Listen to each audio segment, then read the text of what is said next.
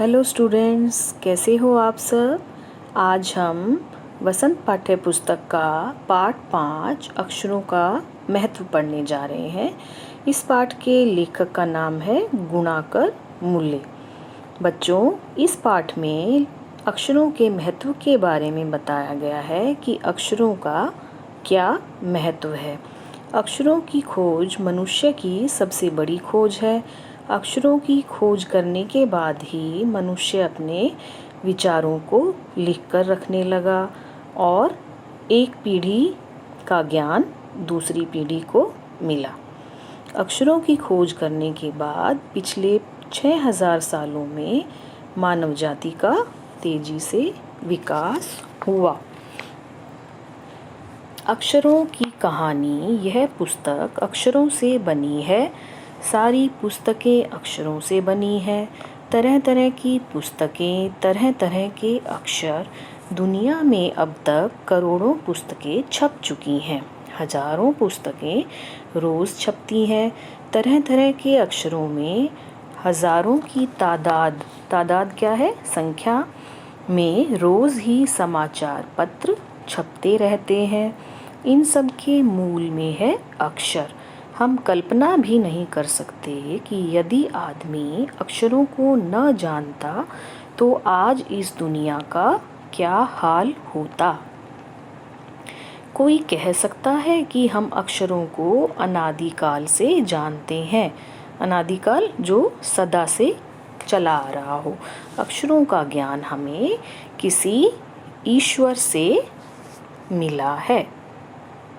बच्चों, इस पाठ में लेखक ने अक्षरों के महत्व के बारे में बताया है कि अक्षरों का क्या महत्व है।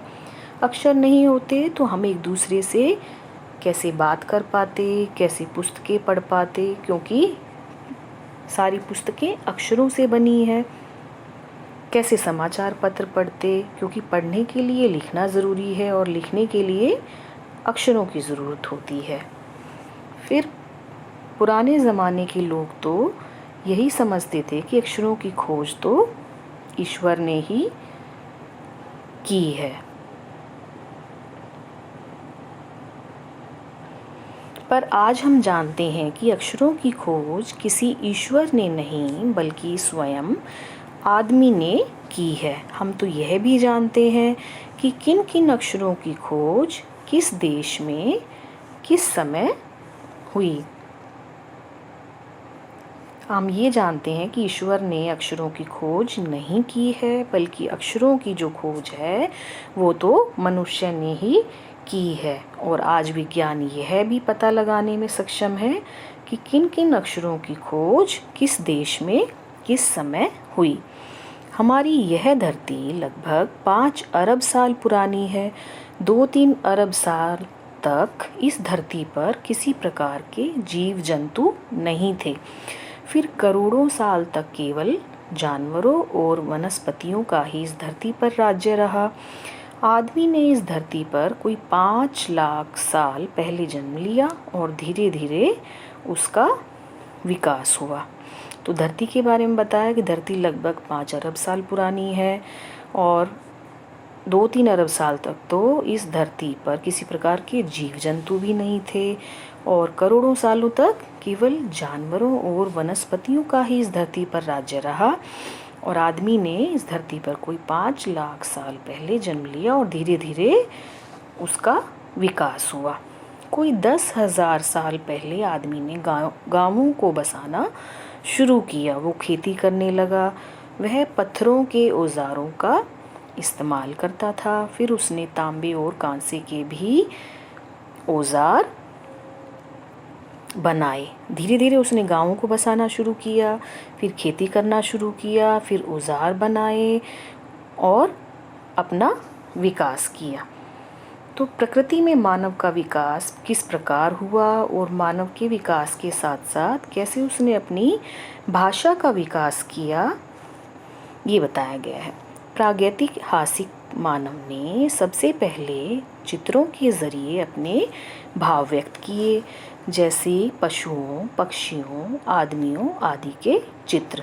इन चित्र संकेतों से बाद में भाव संकेत अस्तित्व में आए, जैसे एक छोटे वृत्त के चहुं ओर किरणों की धोतक रेखाएं खींचने पर वह सूर्य का चित्र बन जाता था। बाद में यही चित्र ताप या धूप का धोतक बन गया। इस तरह अनेक भाव संकेत अस्तित्व में आए। तब जाकर काफ़ी बाद में आदमी ने अक्षरों की खोज की। अक्षरों की खोज के सिलसिले को शुरू हुए मुश्किल से 6000 साल हुए हैं, केवल 6000 साल। तो जब अक्षरों का ज्ञान नहीं था तो चित्रों के द्वारा ही अपने भावों को मनुष्य व्यक्त किया करता था। वो चित्र चाहे पशु पक्षी के हों, चाहे आदमी के या किसी के भी चित्र हों, उनके जो थे संकेत निश्चित होते थे और इसके बाद उसने भाव संकेतों का प्रयोग में लाना शुरू किया। पहले मनुष्य एक दूसरे से बात करने के लिए चित्रों का प्रयोग करते थे और बाद में भावों का प्रयोग किया। जैसे सूर्य की आकृति बना दी तो गर्मी या धूप का चिन्ह बन गया, धोतक चिन्ह। और इस प्रकार मनुष्य आपस में बात करते थे। लेकिन भाव संकेतों के बाद काफ़ी देर में मनुष्य ने अक्षरों को लिखना सीखा और लगभग 6000 साल पहले मनुष्य ने अक्षर लिखना सीखा।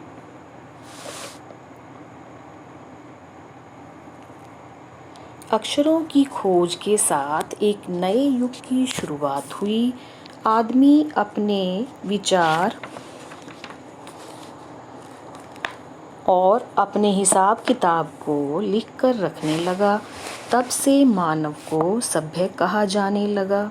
आदमी ने जब से लिखना शुरू किया तब से इतिहास प्रारंभ हुआ। किसी भी कौम या देश का इतिहास तब से शुरू होता है जब से आदमी के लिखे हुए लेख मिलने लग जाते हैं। इस प्रकार इतिहास को शुरू हुए मुश्किल से 6000 साल हुए हैं। उसके पहले के काल को प्रागैतिहासिक काल यानी इतिहास के पहले का काल कहते हैं। तो लेखक कह रहे हैं कि मनुष्य ने जब अक्षरों की खोज की तभी से वह अपने विचारों को और अपने हिसाब किताब को लिख कर रखने लगा और उसके बाद ही वो सभ्य कहलाया। और उसके बाद से ही उसने अपना इतिहास भी लिखना शुरू किया। किसी भी देश के इतिहास को हम तब से जानते हैं जब से कि उस समय के बारे में या उस काल की कोई लिखी पुस्तकें या लेख हमें देखने को मिलते हैं। इस प्रकार ये कह सकते हैं कि जब से अक्षरों की खोज हुई तब से ही इतिहास का भी आरंभ हुआ और इसलिए उसके पहले के काल को प्रागैतिहासिक काल यानी इतिहास के पहले का काल कहा जाता है।